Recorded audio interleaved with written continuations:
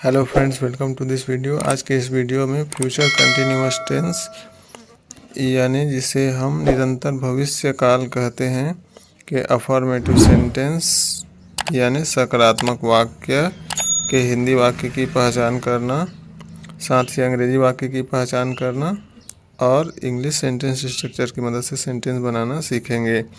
तो चलिए सबसे पहले फ्यूचर कंटिन्यूअस टेंस के अफर्मेटिव सेंटेंस के हिंदी वाक्य की पहचान को समझते हैं। तो हिंदी वाक्यों में वाक्य के क्रिया यानी वर्ब के अंत में रहा होगा, रही होगी, रहे होंगे, रहा होगा, रही होगी, रहे होंगे, रहा होगा, रही होंगी आदि शब्द जुड़े रहते हैं। चलिए आगे उदाहरण से समझते हैं। जैसे कि उदाहरण है, वह पढ़ रहा होगा। तो जैसा कि यहाँ पर आप देख सकते हैं कि वाक्य की क्रिया यहाँ पर पढ़ यानी पढ़ना है और क्रिया के अंत में रहा होगा लगा हुआ है। अगला उदाहरण देखते हैं, वह गृह कार्य लिख रही होगी। तो यहाँ पर भी वाक्य की क्रिया लिख यानी लिखना है और क्रिया के अंत में रही होगी लगा हुआ है। अगला उदाहरण देखते हैं, हम बाजार जा रहे होंगे। तो यहाँ पर क्रिया जा यानी जाना है और क्रिया के अंत में रहे होंगे जुड़ा हुआ है। तो इस प्रकार से हम हिंदी वाक्यों को देखकर आसानी से पहचान सकते हैं कि ऐसे हिंदी वाक्य जिसमें वाक्य की क्रिया के अंत में रहा होगा, रही होगी, रहे होंगे आदि जुड़ा हुआ हो, फ्यूचर कंटिन्यूअस टेंस अफर्मेटिव के सेंटेंस होते हैं। तो हिंदी वाक्यों की पहचान को समझ लेने के बाद चलिए आगे अंग्रेजी वाक्य की पहचान को समझते हैं। टेंस अफर्मेटिव सेंटेंस के अंग्रेजी वाक्य की पहचान को देखते हैं। तो हमको अंग्रेजी वाक्य में सबसे पहले सेंटेंस के शुरुआत में सब्जेक्ट लिखा हुआ दिखाई देगा। उसके बाद हमको सेंटेंस में हेल्पिंग वर्ब शाल या विल दोनों में से कोई एक लिखी हुई दिखाई देगी। उसके बाद हमको बी लिखा हुआ दिखाई देगा सेंटेंस में। उसके बाद वर्ब का फर्स्ट फॉर्म और उसके साथ में आईएनजी लगा हुआ होगा, यानी वर्ब के फर्स्ट फॉर्म में आईएनजी लगा होगा, यानी वर्ब का आईएनजी फॉर्म वाला रूप लिखा हुआ होगा।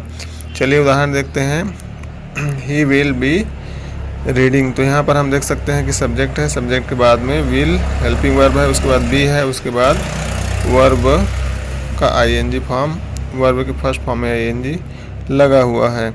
अगला उदाहरण देखते हैं, सी विल बी राइटिंग। तो यहाँ पर भी हम देख सकते हैं कि सब्जेक्ट है, सब्जेक्ट के बाद हेल्पिंग वर्ब विल है, उसके बाद बी है, उसके बाद वर्ब का फोर्थ फॉर्म है, यानी वर्ब के फर्स्ट फॉर्म में आईएनजी लगा हुआ है, उसके बाद ऑब्जेक्ट है। अगला एग्जांपल देखते हैं, we shall be going to market. तो यहाँ पर भी हम देख सकते हैं कि सब्जेक्ट है, सब्जेक्ट के बाद में हेल्पिंग वर्ब शाल लगा है, उसके बाद बी है, उसके बाद वर्ब के फर्स्ट फॉर्म में एनजी लगा है, उसके बाद ऑब्जेक्ट है। तो इस प्रकार से हम अंग्रेजी वाक्यों को देखकर पहचान सकते हैं कि ऐसे अंग्रेजी वाक्य जिसमें सब्जेक्ट के बाद में हेल्पिंग वर्ब शाल या विल लगा हो, उसके बाद बी हो, उसके बाद वर्ब का फर्स्ट फॉर्म में आईएनजी लगा हो। तो इस प्रकार के अंग्रेजी वाक्य फ्यूचर कंटिन्यूअस टेंस अफर्मेटिव के सेंटेंस होते हैं। हिंदी एवं अंग्रेजी वाक्य की पहचान को समझ लेने के बाद चलिए आगे अंग्रेजी वाक्य की संरचना यानी इंग्लिश सेंटेंस स्ट्रक्चर को समझते हैं। तो हमको फ्यूचर कंटिन्यूअस टेंस अफर्मेटिव के अंग्रेजी वाक्य लिखते समय ध्यान में रखना है कि सबसे पहले हमको सेंटेंस में सब्जेक्ट लिखना होता है, उसके बाद हमको हेल्पिंग वर्ब शाल या विल सब्जेक्ट के अनुसार लगाना होता है, उसके बाद बी लिखना होता है, उसके बाद वर्ब का फोर्थ फॉर्म यानी वर्ब के फर्स्ट फॉर्म में आईएनजी लगाकर लिखते हैं, उसके बाद एडजेक्टिव यानी विशेषता बताने वाला शब्द यदि सेंटेंस में हो तो उसे लिखेंगे, उसके बाद ऑब्जेक्ट लिखना होता है, उसके बाद हमको सेंटेंस में अदर वर्ड लिखने होते हैं और लास्ट में फुल स्टॉप लगाना होता है।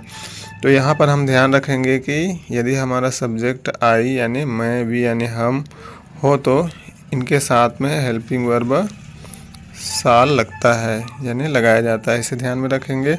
तथा यदि subject he, she, it, name, you, they हो तो इन सभी सब्जेक्ट के साथ में हेल्पिंग वर्ब विल लगता है, यानी हमको हेल्पिंग वर्ब विल लगाना होता है।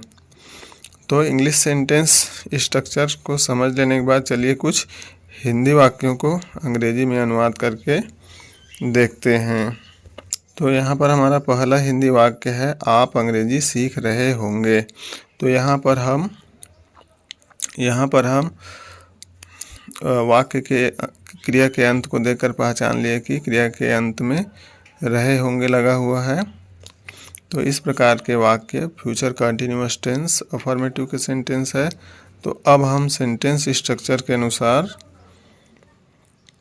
सेंटेंस को अंग्रेजी में बनाएंगे। तो हमको सबसे पहले हमको सब्जेक्ट लिखना होगा। तो यहाँ पर हमारा सब्जेक्ट आप है, तो इसके लिए हम इंग्लिश में यू लिखेंगे। उसके बाद यू के साथ में हम हेल्पिंग वर्ब विल लगाएंगे। तो यहाँ पर विल लिख देंगे। उसके बाद हम सेंटेंस स्ट्रक्चर के अनुसार बी लिखेंगे। उसके बाद हमारा क्रिया सीख यानी सीखना है, तो यहाँ पर लर्न लिखकर उसमें एनजी लगा देंगे। और उसके बाद ऑब्जेक्ट लिखेंगे। तो ऑब्जेक्ट यहाँ पर हमारा इंग्लिश है। तो आप अंग्रेजी सीख रहे होंगे, इसका इंग्लिश हो जाएगा you will be learning English. चलिए अगला वाक्य बनाकर देखते हैं, यानी अगले हिंदी वाक्य को अंग्रेजी में बनाकर देखते हैं। तो अगला हमारा हिंदी वाक्य भी अंग्रेजी समझ रहे होंगे। तो यहाँ पर भी हम देख सकते हैं कि वाक्य के अंत में रहे होंगे लगा हुआ है। तो यह हमारा फ्यूचर कंटिन्यूअस टेंस अफर्मेटिव का सेंटेंस है। तो अब हम सेंटेंस स्ट्रक्चर के अनुसार सबसे पहले सब्जेक्ट लिखेंगे। सब्जेक्ट हमारा वे है, इसके लिए हम इंग्लिश में दे लिखेंगे। दे के साथ में हमको हेल्पिंग वर्ब विल लगाना होगा। तो यहाँ पर विल लिख देंगे। उसके बाद सेंटेंस स्ट्रक्चर के अनुसार बी लगाएंगे। उसके बाद वर्ब के फर्स्ट फॉर्म में एनजी लगाएंगे। वर्ब का फर्स्ट फॉर्म यहाँ पर अंडरस्टैंड है और उसमें एनजी लगाएंगे। उसके बाद ऑब्जेक्ट लिखेंगे। तो वे अंग्रेजी समझ रहे होंगे, इसका इंग्लिश हो जाएगा they will be understanding English. चलिए अगला हिंदी वाक्य को अंग्रेजी में अनुवाद करके देखते हैं। तो हमारा अगला अंग्रेजी वाक्य है, हम अंग्रेजी बोल रहे होंगे। तो यहाँ पर वाक्य के अंत में रहे होंगे लगा हुआ है, यानी फ्यूचर कंटिन्यूअस टेंस अफर्मेटिव का सेंटेंस है। तो अब हम सेंटेंस स्ट्रक्चर के अनुसार सब्जेक्ट लिखेंगे। सब्जेक्ट हमारा हम यानी वी है, और वी के साथ में हमको हेल्पिंग वर्ब साल लगाना होगा। साल लिखेंगे। उसके बाद बी लिखेंगे। उसके बाद वर्ब के फर्स्ट फॉर्म में एनजी लगा कर लिखेंगे। वर्ब यहाँ बोल यानी बोलना है, तो स्पीक लिखेंगे और उसमें एनजी लगाएंगे। उसके बाद ऑब्जेक्ट लिखेंगे। तो हम अंग्रेजी बोल रहे होंगे, इसका इंग्लिश हो जाएगा we shall be speaking English. हम अंग्रेजी बोल रहे होंगे, we shall be speaking English.